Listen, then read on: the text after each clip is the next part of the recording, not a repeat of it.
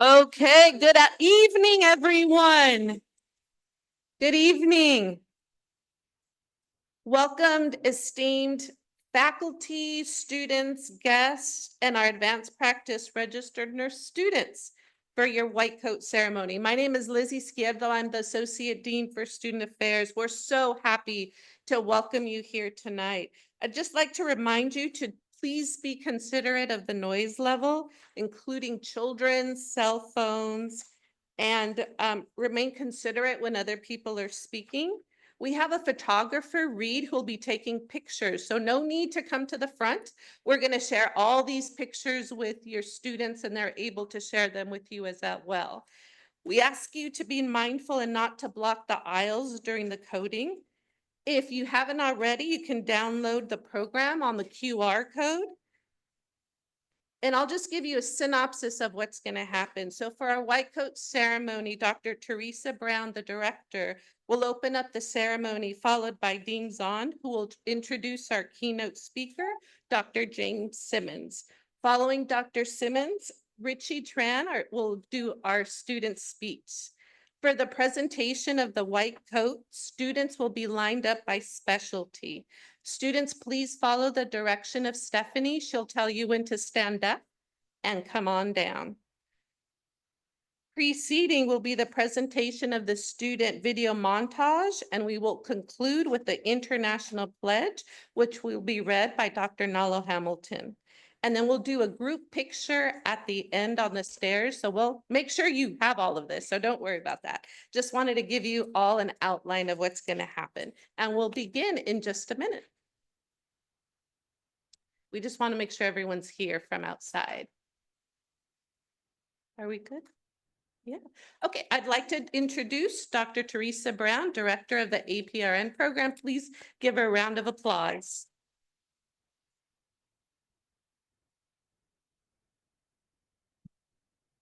Well, thank you, and good evening, everyone. And I'm losing the microphone. Yeah. There we go. I'm not going to touch it.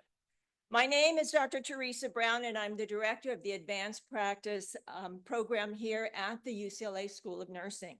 I want to thank all of you for being here today for our first year advanced practice nursing students for the white coat ceremony. We are live streaming our event today, so hello all of you live streamers out there. This is also the last APRN white coat ceremony as we transition to our new BS to DNP program next year. So it is an extra special evening tonight for our APRN students.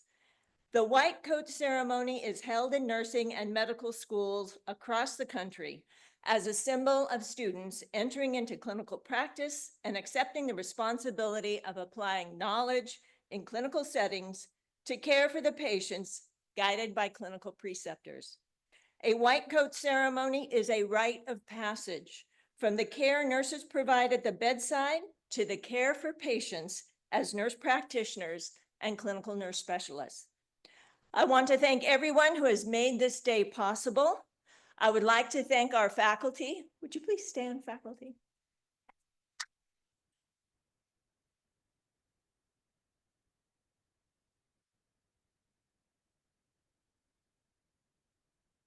I want to thank our faculty for all that you do to support our students and make them the best advanced practice nurses in this country and the world. I want to thank you to our staff. Please stand, all of the people who made this possible. We have some up there. These are the many people behind the scenes that play a tremendous role in supporting our students and who made this event possible. And I want to thank you, friends and family. Please stand.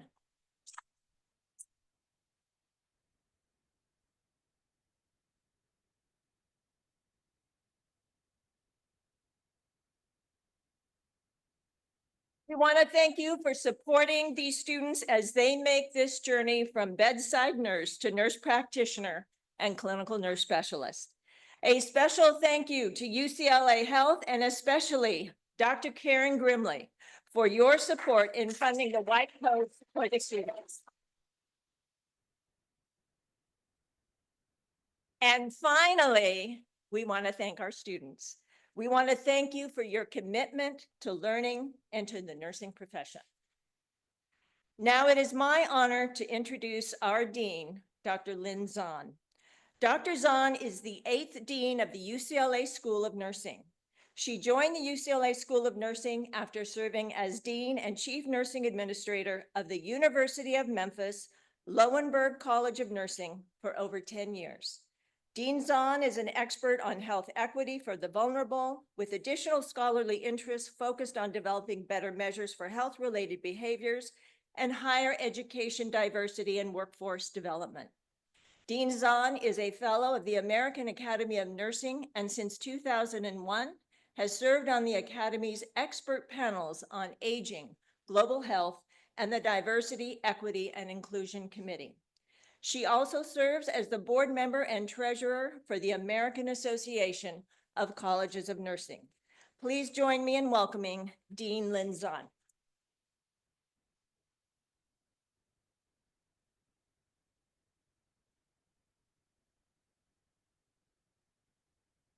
Well, thank you, Dr. Teresa Brown, for your very kind introduction. Let me echo what Dr. Brown said. I want to thank our faculty, staff, and the families, friends of our APRN students. Thank you for coming to the white coat ceremony and also for our APRN students. Let me ask you the question. Does anyone know where white coat ceremony was originated and why so? I only wait for 3 seconds. Okay, here is the story. In 1989, LA Times published a white coat ceremony story. That was the story. A professor from University of Chicago Medical School complained to the dean of the students. The first year medical students, that's what they complained. They were showing up in shorts and a baseball cap in front of the patients. Dean of the students, Dr. Norma Wagner, responded to mandate a professional look of all the medical students. So and asked them to wear the white coat. So he said, when you have that professional look, wearing the white coat, we expect you to look like a professional and behave like a professional.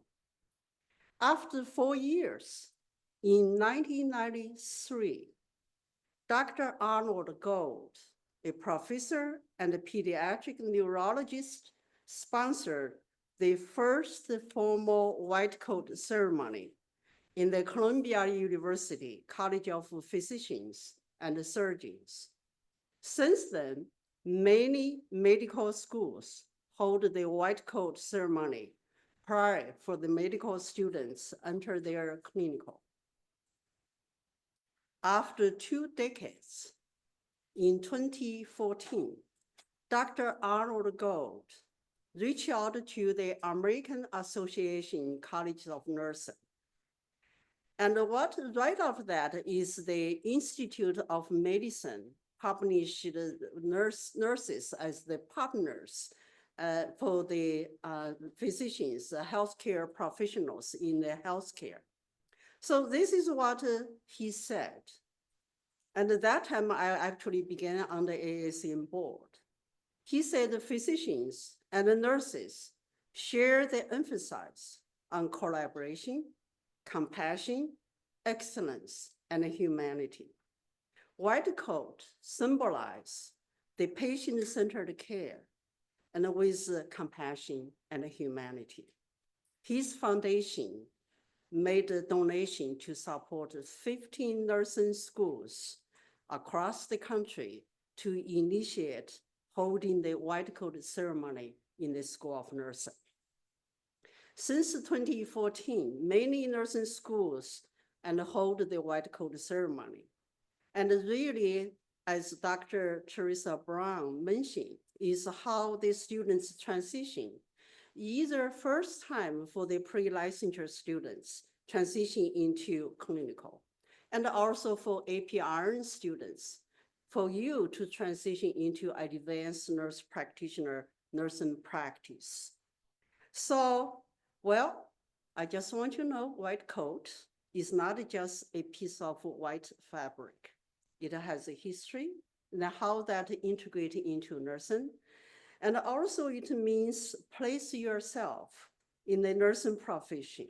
It's the badge of honor, a symbol of the pride you will feel being a nurse. And soon, APRN students, you will become advanced nurse practitioners.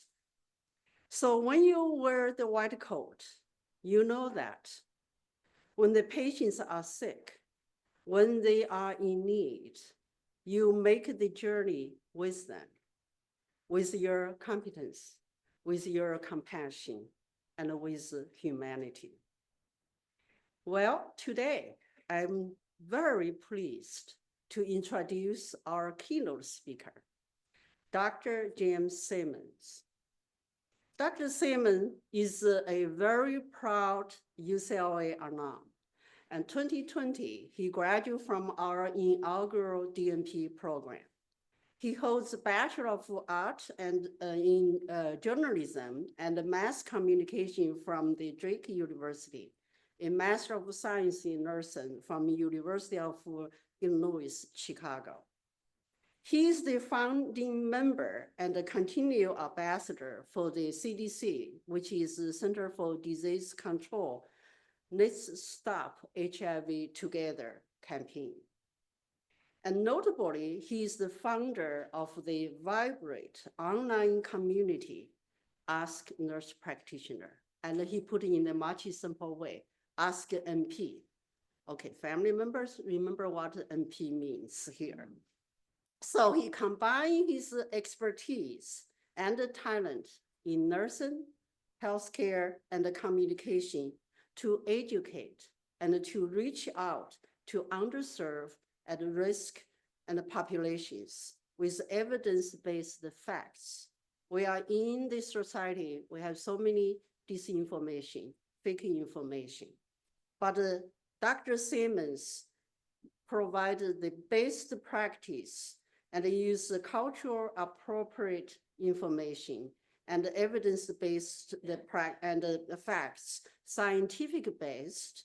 So he has become a trusted source for real, relatable, and reliable information. Please join me in welcoming Dr. Simmons.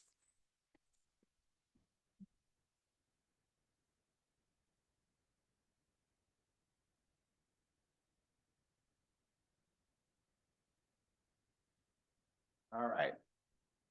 I'm the guy with the portable mic. Can you hear me okay? Yeah. Are we good? All right. The students had me yesterday in class, so they know I'm a walker arounder. This is me, and I, first of all, want to thank Dean Zahn for having me and the faculty and staff. I also want to apologize. The students know already. So this is going to be slightly more informal than the talk that you're used to, but that's okay.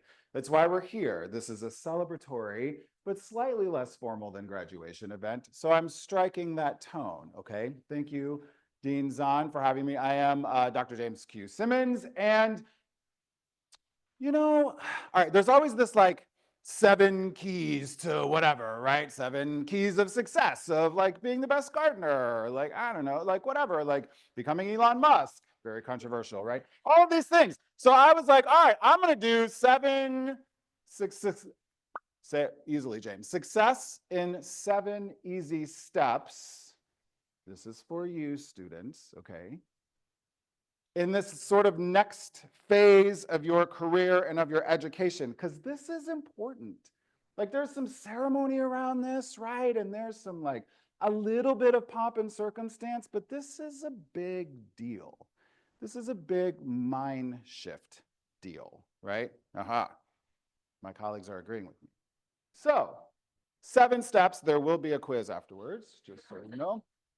Number 1, embrace your future. This is an absolutely fantastic career. I really want that to sink in. I dare anybody in this room to name a career that has the myriad of opportunities that this does. And it's different now that you're going to be advanced practice nurses. You're still a nurse. You're still always going to be a nurse. I'm a very proud nurse, but I'm also a very proud advanced practice nurse. And we'll talk a little bit more. I'm going to explain some of the subtle differences that your mind's going to start shifting into a little bit, okay? But this is an incredible career. And that should say nursing and medicine, by the way. That's my bad. I sent the wrong slide. That's a typo. An exciting journey in nursing and medicine, which is even in and of itself a little bit of a mind shift, right? So people throw this word architect around. The architect of healthcare's future, right? It seems very like, but you are, and you're gonna be, and we are. We are so uniquely positioned as advanced practice nurses in this incredible sweet spot of being leaders and absolutely being prepared to be leaders. And more than just competent, right? This is not just, oh, you get a bunch of letters behind your name now and all of a sudden you're a leader. No, we're teaching you how to be a leader. The profession teaches you how to be a leader. And so you're going to lead. You're going to lead in ways that you never even thought of. And so you are going to shape this crazy, insane future of healthcare because it's wild already and it's just going to get wilder. But you guys get to shape that. You actually get to architect that, which is really amazing. And I want your brain to start thinking about that in that way, okay? And then I had to put my favorite superheroes on here, the Powerpuff Girls, right? Because you are superheroes. And not in the like way that they put the signs up during COVID, right? Like nurses are superheroes, right? And it was like the one time we got to be on TV, right? We're like, nurses are like superheroes and they're like posing, right? But we're apparently only heroes after we don't get enough PPE and we're working, 18-hour shifts back to back to back to back to back in the hospital, right? That's not what I mean. We know we're a different type of superhero. And other professions in healthcare don't necessarily get that. So you're going to have to remind them, and you're going to have to remind them a lot. And my colleagues are shaking their heads again. You're going to have to continue to remind them, and you're going to have to do that, fortunately or unfortunately, your entire career. Remind them of the superhero that you are, and that you're not just that superhero only during a global pandemic, only when you're standing and posing, only when you've had to put your life at risk, right? That's not what it's about. You are going to transform healthcare with your unique superpowers. But before you transform healthcare, I feel like we all have like a magical fairy, like a fairy godmother, right? Like this is my favorite fairy godmother. Don't tell Disney I use this picture. So before you transform healthcare, you're going to have to transform yourself. This is the symbolic representation of the beginning of that transformation. Get it? That's why we're like having a whole thing. Because it is. Because remember, you're always a nurse in your heart. Always. I just had this conversation today. I had a really difficult conversation with a patient's family this morning. We're moving them to hospice. All of these things are happening, right? And the patient's family said, you're the first person to talk to us like human beings. You're the first person to be real with me. You're the first person to explain the good and the bad of hospice. All these different things, right? We had this whole conversation. And in my brain, I wanted to be braggadocious about it, but obviously not the right environment. But in my brain, I was like, well, that's because I'm a nurse, because I get it, right? You guys get it. We get it as nurses. You'll always be a nurse. But you have to start transforming a little bit into nurse practitioner brain, and it's a different brain. Ooh, the students I teach, The people I precept, even the med students, but the nurse practitioner students that I precept, it is the single hardest thing for you to do. My colleagues are shaking. All right, I'm good so far, right? My colleagues are shaking their heads. The single hardest thing you will do is transform your brain from nurse, we call it nurse brain, right? Nurse brain into NP or CNS brain, advanced practice brain. No one's expecting you to walk out of this room and have done that transformation, okay? But know that this is where it starts and that it is a transformation that needs to happen, and it's very, very, very important. It's not easy. It's not easy. It probably took me a good 3 years of clinical practice before I had NP brain, like acute care NP brain on, and I didn't always have RN brain on, okay? So know that this is a part of this. And know that that transformation, I don't like that the arrows are going down. I don't know, they should go sideways or up or something. You're leading patient care decisions. That's kind of a big deal, right? But you're the leader. Start getting that into your brain right now. Can you tell I have a theme for this talk right now? Start getting that leadership into your brain right now. So, hello, I am a lifelong learner. Commit to that. So I got my NP and I had my white coat ceremony at University of Illinois, Chicago. And the program director at the time, who's still very much a mentor, her name is Dr. Susan Corbridge. And she is like the pulmonary critical care NP goddess. Like, she is amazing. She's now at AACN. And one of the most important things she taught me a ton, but one of the most important things she ever taught me was that if you don't know something, look it up. It seems like the simplest advice you could give anybody, but I still do it to this day. I've been a hospitalist for almost 11 years. I still do it to this day. Look things up. Because the second you think you know it all, the second you think you're smarter than the system, is the second things go south really fast. Look it up. I get all of my CME on up to date, by the way. I'll have like 187 hours. They'll be like, oh my gosh, you looked up all these things.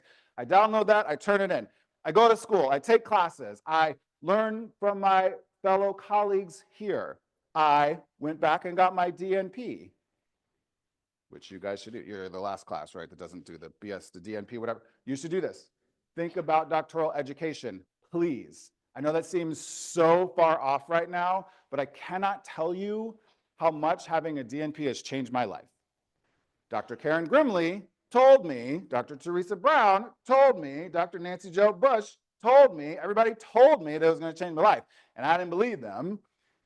And here I am, 4 years removed, and it changed my life in ways I didn't realize that it was going to change my life. So just like this is the start of the transition into your advanced practice nursing, I want you to realize that it's just a step on the journey, right? I was singing yesterday, wasn't I, students? I told myself I wasn't going to sing today. No Ariana Grande. Okay. So actions are your leadership. I'm a sports person. Students know this.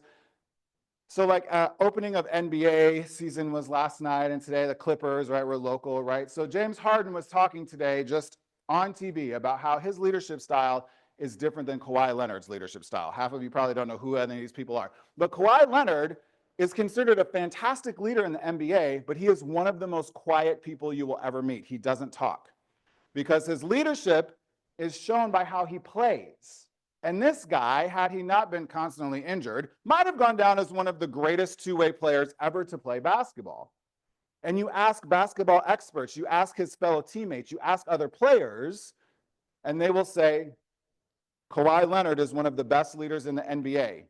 He is also one of the quietest people. Leadership is, you don't have to be like me, be all loud and like showboaty to be a good leader. Leadership is how you act. Leadership is how you practice. Leadership is how you bring that leadership mindset into your practice, into your commitment to lifelong learning, into your relationships with your colleagues, into your relationships with your families.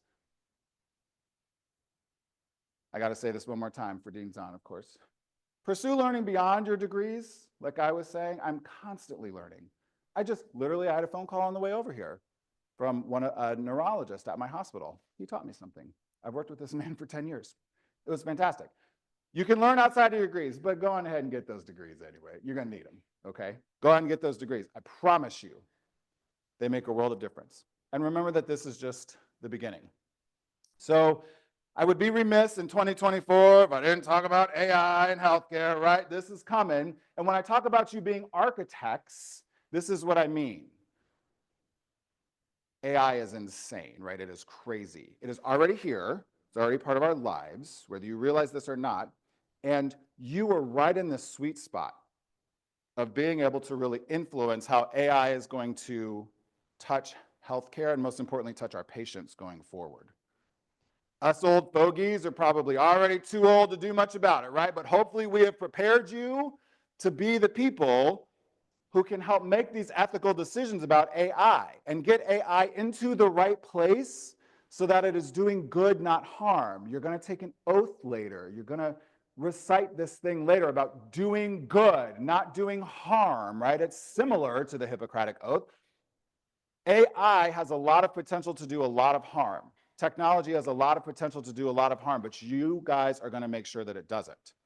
Feels like a lot of pressure, right? I'm just saying, this is an exciting thing. This is an exciting time. So embrace it, continue to use it, integrate it into your practices.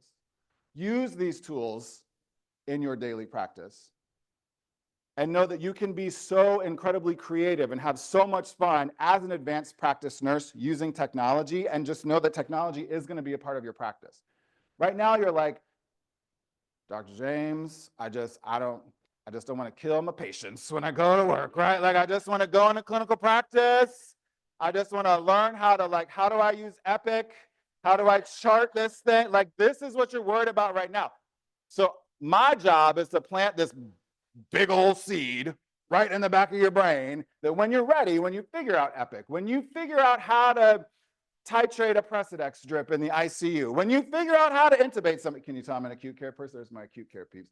When you figure out how to be the best CNS that UCLA has ever seen, whenever you figure this out, all of a sudden, whoosh, this technology thing starts to come out and you're like, oh, Dr. James is right. I'm gonna start using all this technology to be that advanced practice nurse, okay? By the way, has anyone spotted, this was my little test within a test. Has anyone spotted all the issues with that picture? I generated that picture with AI. It's terrible, right? Isn't it so bad? Oh my gosh. I mean, so if you want to be like an AI artist or whatever, you can be, but that was AI. I love this one. I know it's not graduation, but I had to use this picture anyway because she's like, why not me? This is how I want you to think about your future. This is how I want you to think about your practice. So figure out Epic, figure out titrating things, figure out medications in a clinic with your pediatric patients, and oh my gosh, how do I calculate this medication? Like, how much ibuprofen should I get? Like, all this stuff, right?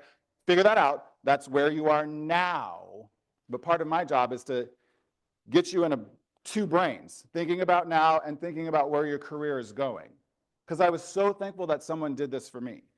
That someone did during my DNP program, during my master's program, even way back when I graduated 100,000 years ago from journalism.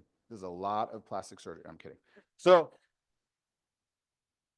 simultaneously working on the now, getting really good at it, but thinking about your future.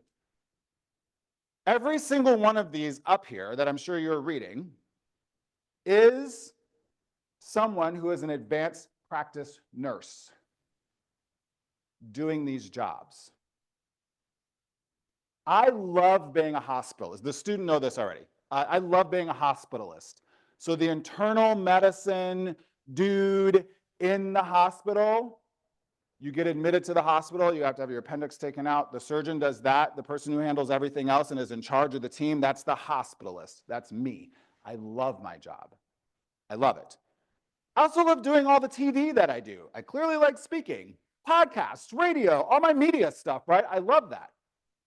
I never really thought they could be a thing, but they are. And it's growing. And I happen to be very in demand. There's room for all of us. So if media is your thing, let me know. We'll do it together. Also, if you want to be a video game consultant, right? How many video games out there have a medical component in them? How many video games in there need the right language about medicine? How many video games need ethical components in that? There are nurses who do this, okay? This is just to give you an idea of, wow, I didn't know that I could do all these things as an advanced practice nurse. Your mind's starting to shift, right? We're transforming a little bit. I try to approach this one in a little bit of a different way. See, I'm almost done. I said 7 steps, right? Dean's on, I'm almost done, I promise. So number 6, prioritize your well-being.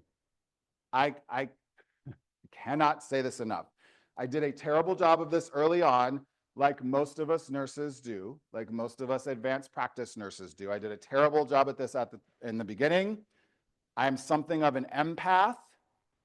I didn't know how to turn off carrying other people's emotion, other people's pain with me. So I brought it all home.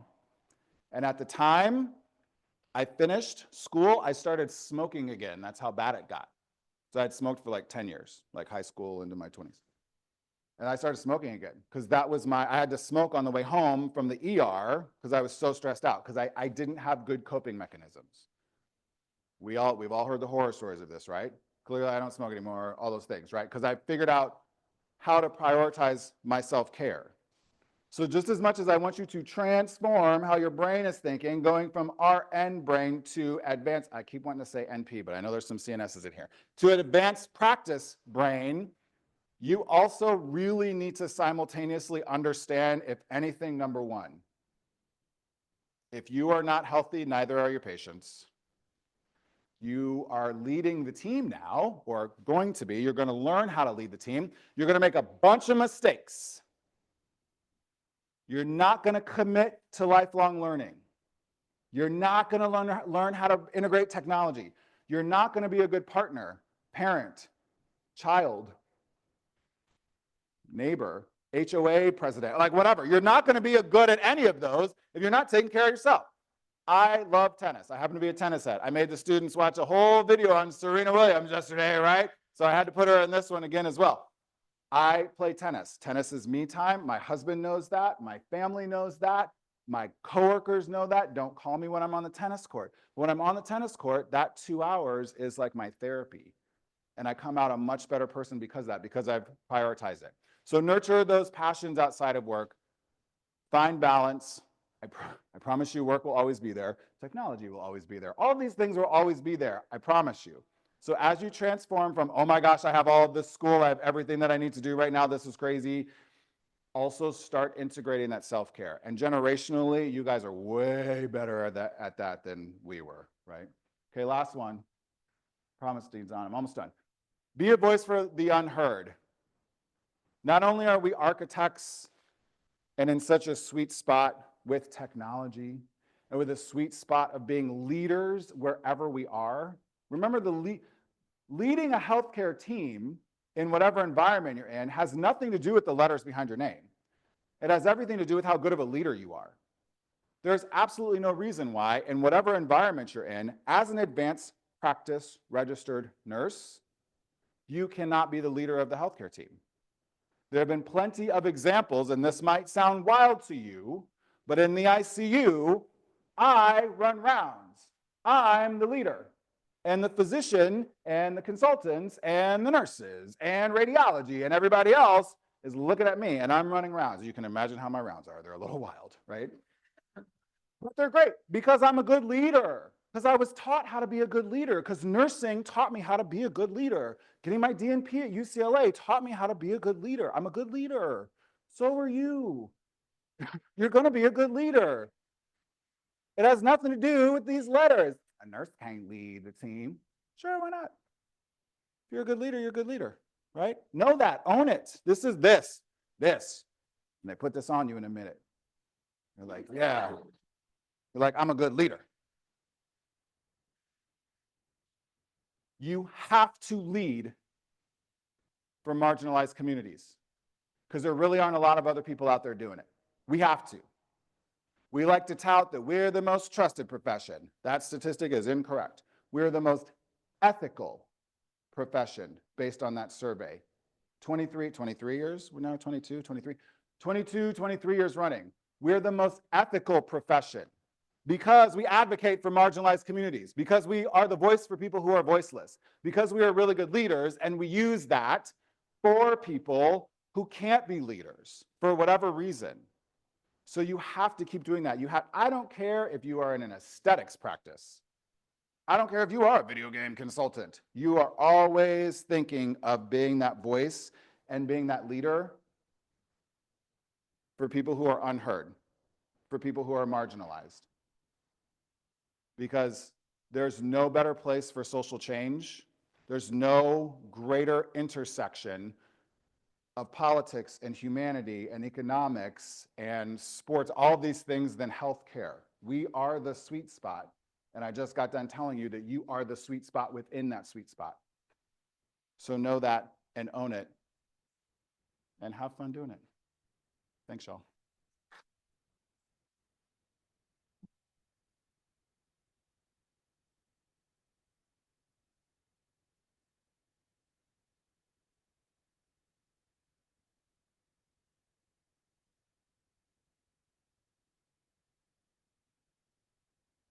Ow.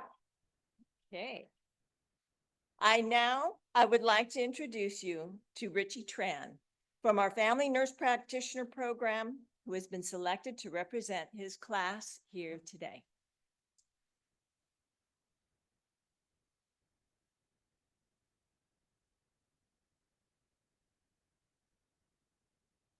Hello, good evening, family, friends, distinguished guests, faculty, and of course, my fellow advanced practitioners.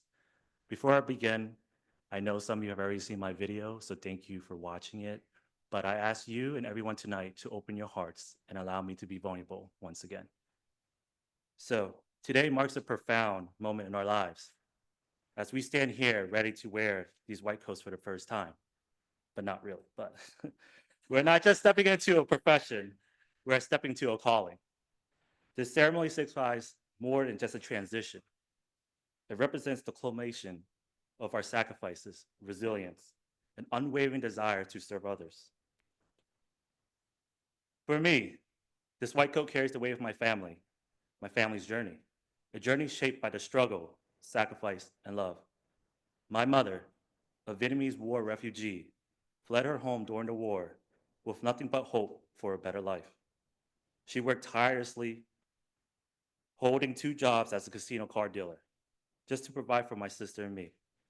I'll never forget the nights when I'll come home and see my mother sitting at the kitchen table, her face worn from exhaustion after hours of dealing cards. Despite the weight of the work she had to endure, she still found ways to care for us. She sacrificed her own comfort, her own needs, just to make sure we had ours. There were moments when we could barely afford food, but her strength and her resilience were constant. She kept going, never asking for help and never giving up. In 2011, those sacrifices became more evident. That year, my mother had filed for bankruptcy. I saw the worry in her eyes, the heaviness in her heart, and the struggle keep us sorry, the heaviness in her heart as she struggled to keep us afloat. It wasn't just about money anymore. It was about survival. Yet, even though those times of hardship, she kept working, doing whatever it took to make sure we could continue. And although finances were tight, she supported me through college as the best she could. This white coat isn't just mine, it belongs to my mother and to every sacrifice she made along the way. It's a testament to her love, her endless giving, even when she had very little to give. Wearing this white coat means embracing a responsibility to serve others, especially those who have to endure hardships like my family did. I know what it means to struggle silently, to feel like there's no help in sight. That's why I am passionate about giving back to the unserved communities. Communities like the one I grew up in, where compassion and care are often the greatest gift you can offer. As I stand here wearing the white coat, I carry my mother's legacy of resilience, sacrifice, and love with me. I promise to serve with the same selflessness that she showed me and to always remember the power of kindness in the face of adversity. Thank you. I love you, Mom.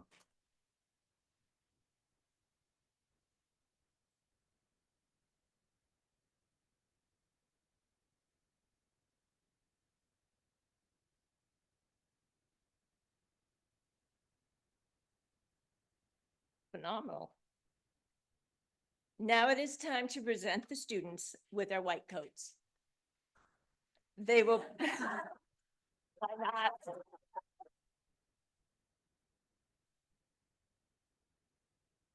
They will be presented by nursing specialty and coded by faculty from their specialty. A faculty member from each of these specialties will give a brief speech before the presentation of the white coats. Dr. Carol Cunningham and Dr. Elizabeth Thomas will introduce the Family Nurse Practitioner Program, and Dr. Elizabeth Thomas will read the names. Young Key Markham and Cecilia Kay will coat the students. Dr. Christy Westphalen will introduce the pediatric program and read the names. Marcy Spruill will coat the students. Kat Cronin will introduce the Adult Gerontology Acute Care Program, and Dr. Denise Economou will read the names. Kat Cronin will coat the students. Students, please follow the direction of the student affairs officers who will guide you to line up. As you come to the stage, please hand your name card to the reader. Then please hand your coat to the faculty. And if you hold your coat up by the collar, it makes it easier for them to open the coat and put it on. Then you can return to your seat. We will start with the Family Nurse Practitioner Program introduced by Dr. Carol Cunningham and Dr. Elizabeth Thomas.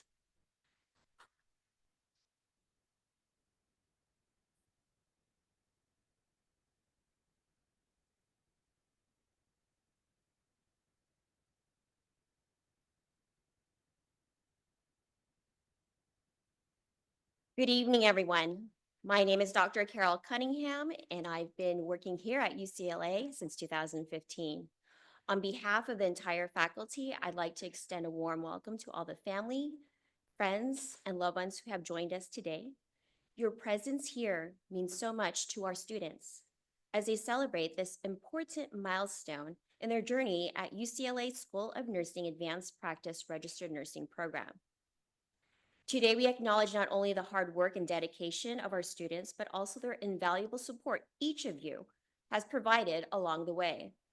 Your encouragement, your patience, sacrifices have made a tremendous impact on their success today, and we are deeply grateful for you. The Family Nurse Practitioner Program implements evidence-based practice guidelines and critically analyzes and adapts healthcare interventions based on individualized assessments on individual family needs. The family nurse practitioner is part of the community with broad knowledge, sensitivity, and awareness of specific needs of people from diverse populations and cultural backgrounds. They practice primarily in an ambulatory care setting. Graduates from the UCLA School of Nursing FNP program work as advanced practice nurse practitioners in the context of family, culture, and community. The curriculum is a 2-year full-time program and includes theory, clinical practice, and courses designed to prepare FNPs to meet the healthcare needs of our changing population. As they continue their professional journey, our goal has always been to equip them with the knowledge, tools, empathy needed to make meaningful differences in the lives of their future patients. We believe their dedication aligns perfectly with the UCLA nursing core values of excellence and innovation, scientific inquiry, integrity and respect, teamwork and compassion. Thank you again for your unwavering support. Together, we celebrate not only our students' achievements, but also the bright future they have ahead in this noble profession. Thank you, and we look forward to meeting you after the ceremony. And I'd like to introduce you to the Assistant Program Director, Dr. Elizabeth Thomas.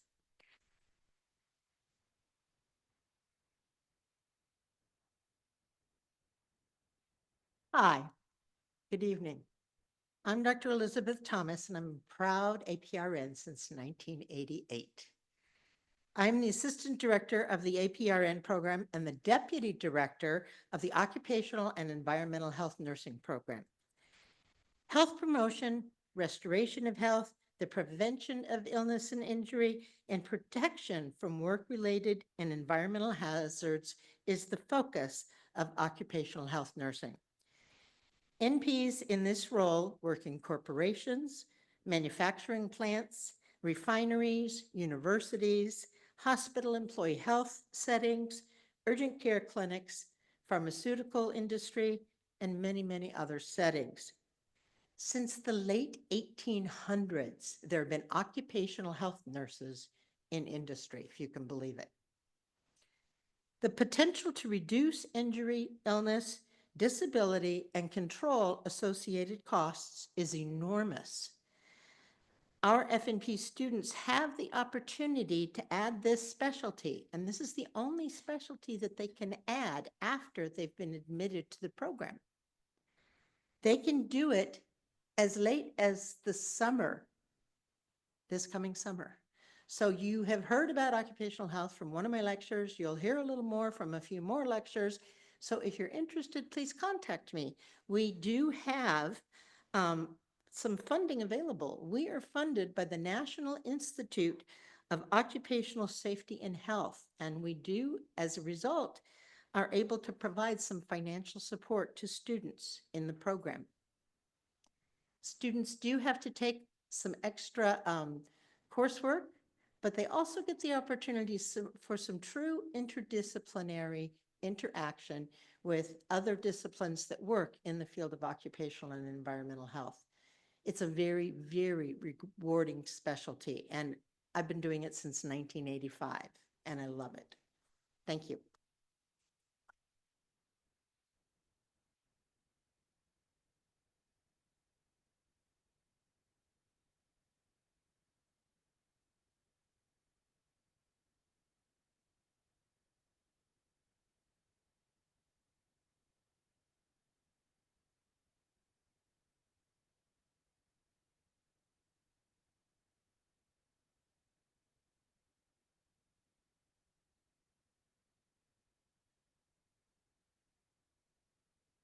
Andrea Loera.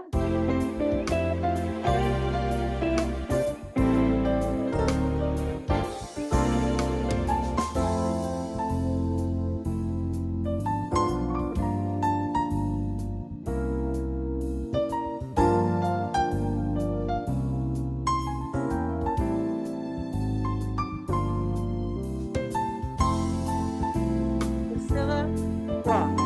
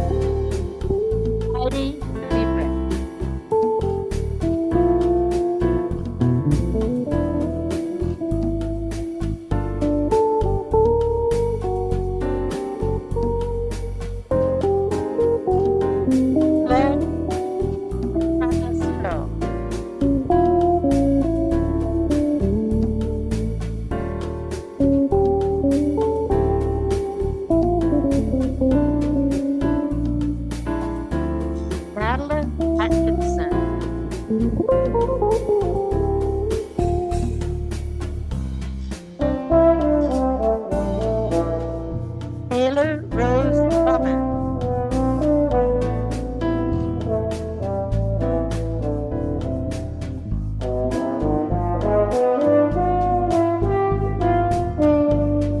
Catherine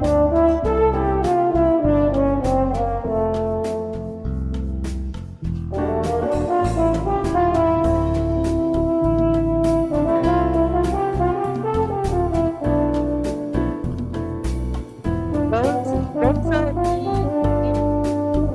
Labors.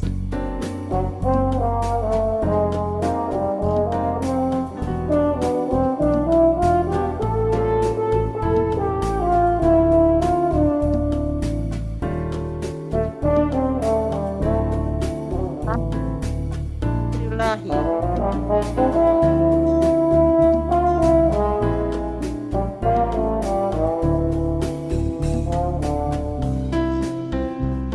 Judy Fan.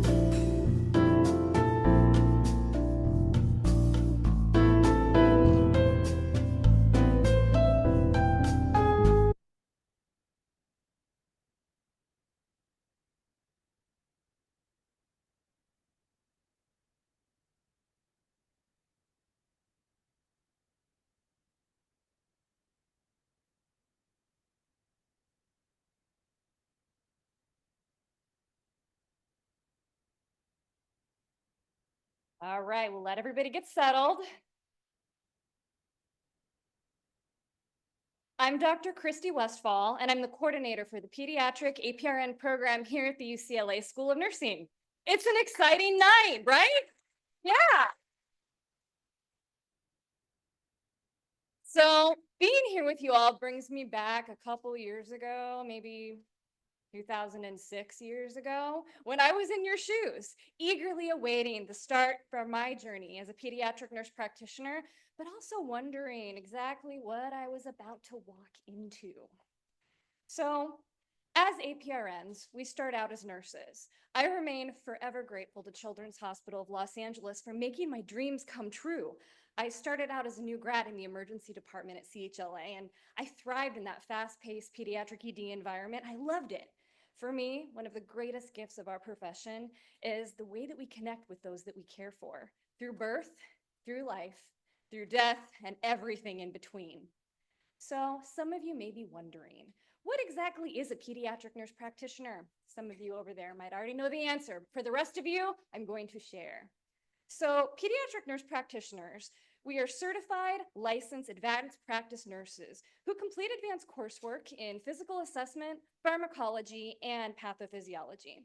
The pediatric primary care specialty focuses on health promotion, disease prevention, and disease management in the primary care setting, so think clinics. Our acute care specialty, think hospital, focuses on health restoration and management of children with critical, chronic, and complex conditions. But what does that really look like? I'm going to give you some numbers. 9,526,672. That's how many children under 18 years of age live in California. Here's another number, 2 million. That's how many children under the age of 17 live here in Los Angeles County. Now, out of curiosity, how many of you have children? Raise your hand. All right, here's another one for you. How many of you once were children? I hope everyone's hand is raised. Look around. You want to know the impact of pediatrics? Not one of us in this room today would be here if we didn't survive our childhood. So, yeah. So your choice to become pediatric nurse practitioner speaks to your courage, your commitment to improving the lives of children and families. And in choosing the UCLA School of Nursing PNP program, you're now part of a family that has been educating pediatric nurse practitioners since the 1990s. And our graduates, we represent the bulk of pediatric nurse practitioners that serve in the LA County hospitals and clinics, our local children's hospitals, and beyond. So I can't promise you that this journey is going to be an easy one, but I can promise you it's worth it. I've been a nurse for 20 years. I've been a pediatric nurse practitioner for 16 years, and I've never looked back. So to conclude, a few words from Dr. Seuss. Don't give up. I believe in you all. A person's a person, no matter how small.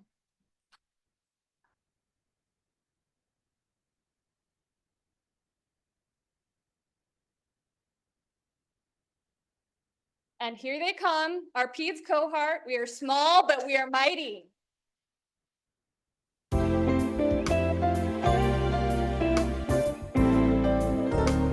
Dana Alyssa Aguado.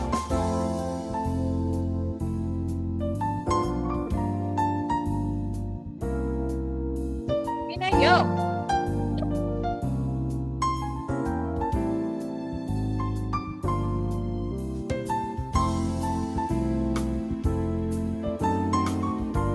Justine Centello.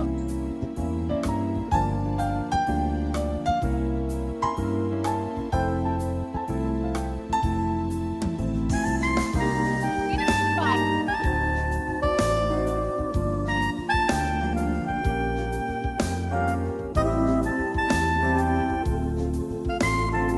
Marsha Satish.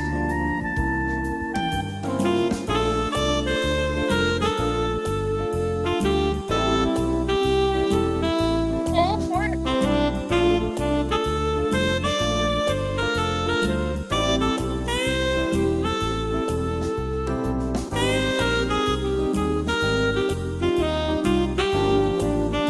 Pascual Braga.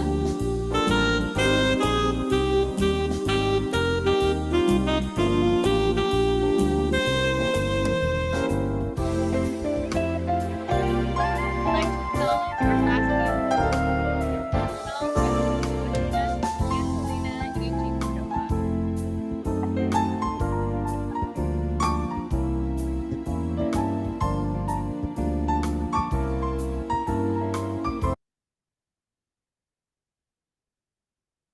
Hi, good evening, everybody. Thank you all also for being here. My name is Kat Cronin. I'm a lecturer now in my 7th year here at UCLA in the Adult Gero Acute Care Nurse Practitioner Program, joined by Dr. Denise Economou, who really spearheads the dual APRN program, which is nurse practitioner and clinical nurse specialist. I'll be talking a little bit about both tonight. So what's the difference between an FNP and adult gero acute care NP? So APRNs who work in acute care specialize in caring for patients with either a new acute condition or very complex exacerbated chronic conditions. We work in a bunch of different environments. You heard from Dr. Simmons, who works in a hospital setting. That's usually where the bulk of us work, hospitals, ERs, urgent cares, but you also see us in specialty care clinics. I actually worked in internal medicine for a while myself, doing essentially primary care and hospitalist work as well. So we cover a lot of broad areas. A lot of our patients are physiologically unstable, critically ill, technologically dependent. It's a high intensity, high adrenaline, which for most of us means a lot of fun job, because someone has to like it, right? Um, I think, we all choose our path for different reasons. I actually am a graduate of this amazing program. I want you all to understand that being a Bruin, I know you know this already, is something to be incredibly proud of. Yes. We are one of the top APRN and nursing programs in the country. We graduate amazing clinicians. And as someone who hires APRNs, I will tell you, you're going to be glad you went to this program. You're going to be so prepared. There's a method to our madness, folks. Just hang in there. Is it hard? Yes. If it wasn't hard, it wouldn't necessarily be worth it. And yet the outcome would not be the same. So what I want to invite you to do is to lean in, right? This is your time to learn. This is your time to soak it all up, read as much as you can. You're going to continue doing that through your entire practice, right? For the rest of your career, hopefully the rest of your life. But for right now, dive in. I also want to invite you to get comfortable with being uncomfortable, okay? And for those of you who are my students, you're going to hear this a lot. You'll get sick of it, but you're going to remember it someday. Our greatest growth comes from our greatest discomforts. Remember that. The most I've ever learned is when I blew it, right? It's painful. We will all make mistakes. But if you stay true to your practice, follow guidelines, read, listen, learn from your mistakes, and teach others about them as well, you will constantly grow as a clinician. I also invite you to bring what you have, what you came to this practice as nurses with you. So your nursing practice will inform your clinical practice for sure.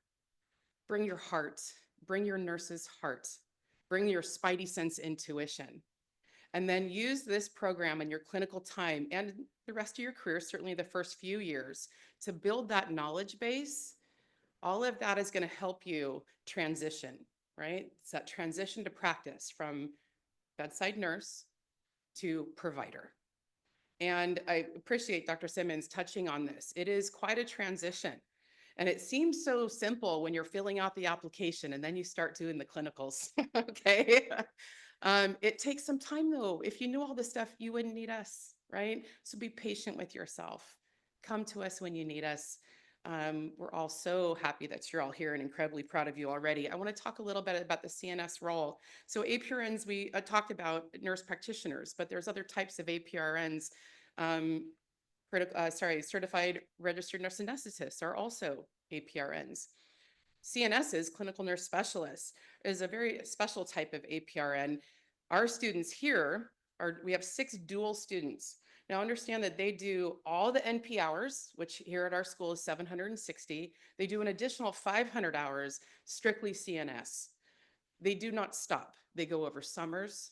They graduate with 1,200 hours and they do special projects. What does a clinical nurse specialist do?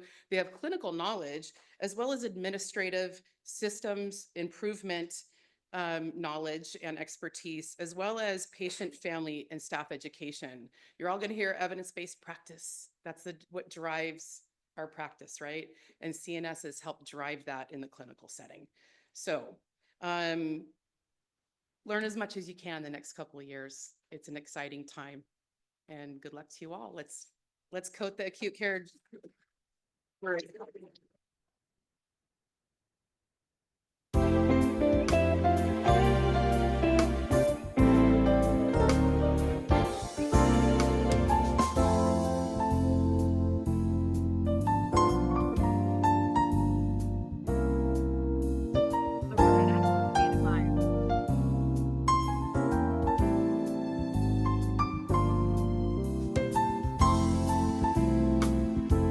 Alexis Burnett.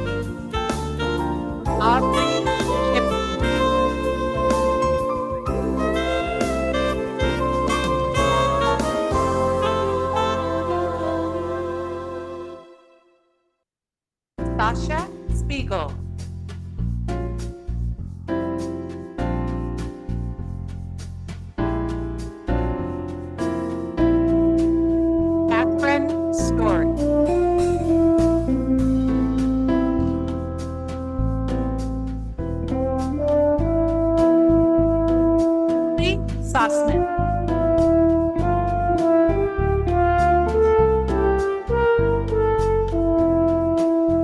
Aline Santander Alvison.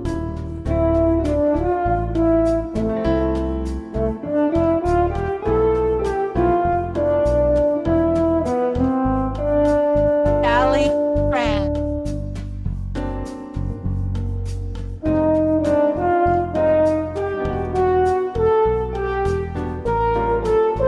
Tanya Landaverde.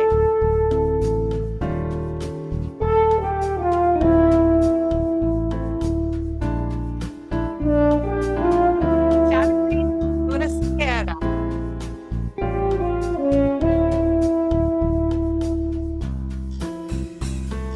Yoko Westred.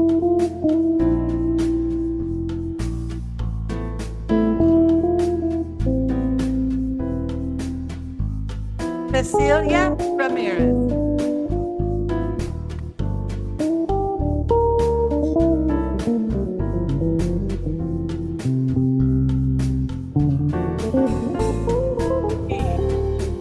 David Wayne.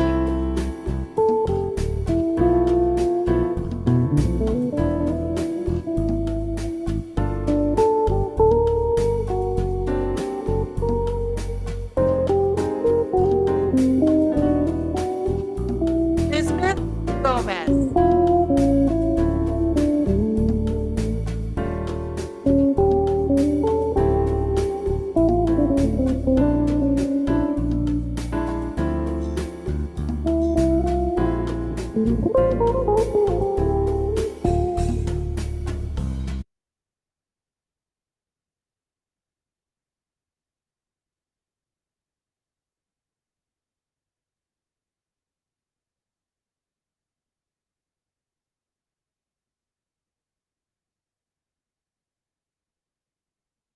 Well, congratulations, students. Now let's hear from the students themselves about what the white coat means to them. Please play the video.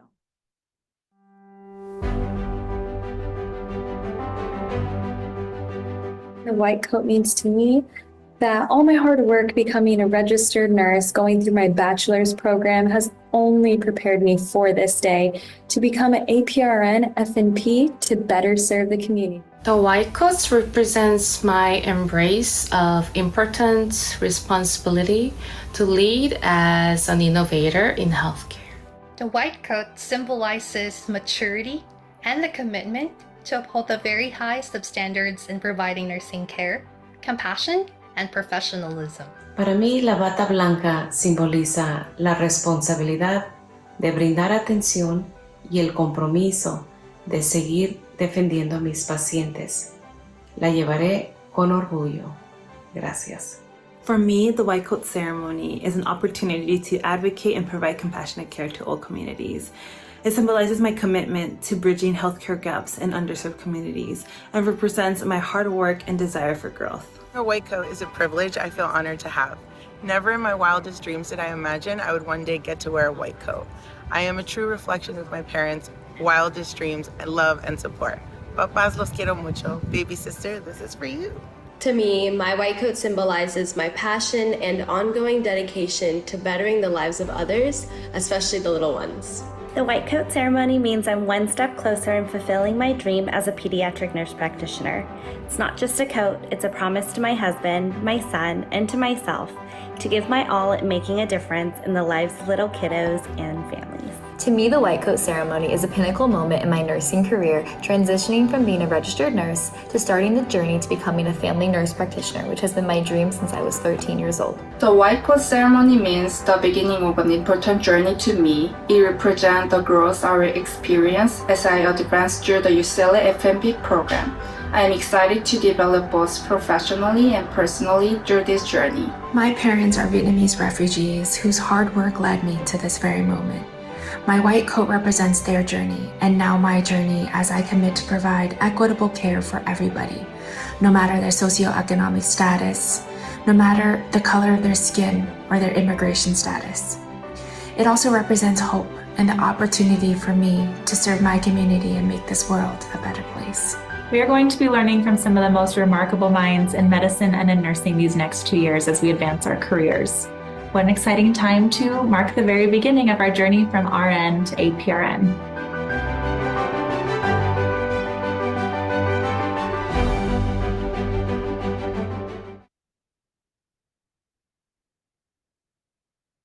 That was very inspiring. Thank you.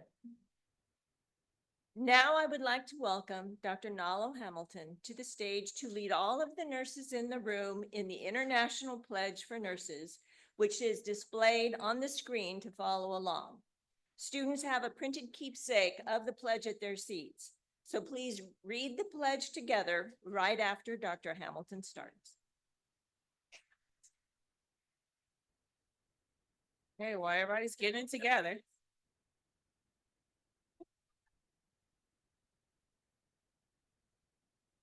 So you have your keepsake. So the newest APRN Bruins have a keepsake. You are now, again, starting a point where you're exponentially expensive. But we also make a pledge to our community and to our patients. So could I please have the newest Bruin stand?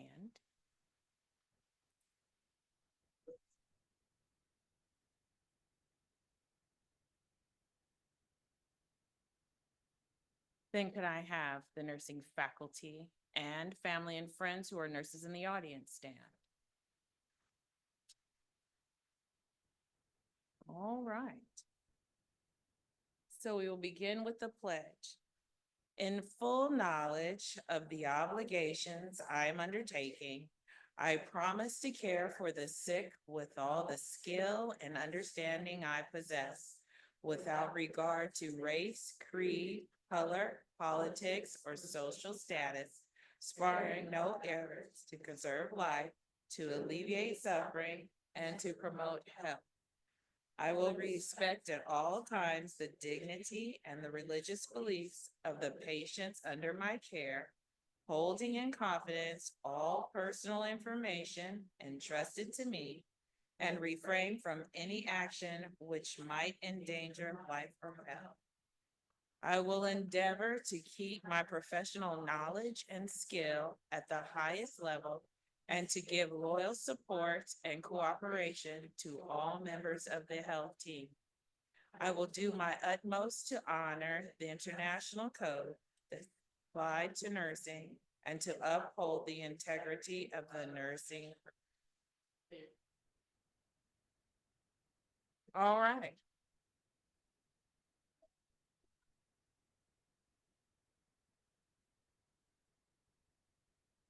Faculty, could you sit down 1 second? Bruin, stay standing. Because I think our photographer needs 2 more pictures of you standing. You're good? Yeah, you got them all. I wanted to make sure you got it standing.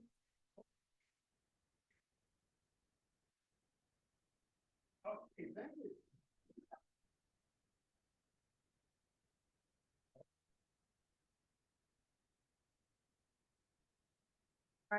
Bruin, have a seat. Dr. Brown, it's all yours. Well, congratulations, students. We are proud of all that you have accomplished so far, and we welcome you to advanced practice nursing as future colleagues. Thank you for joining us this evening. Students and APRN faculty, please exit first to take a group picture in the lobby. Guests will be dismissed after the group photo is taken. And guests, thank you for remaining in your seat. Dr.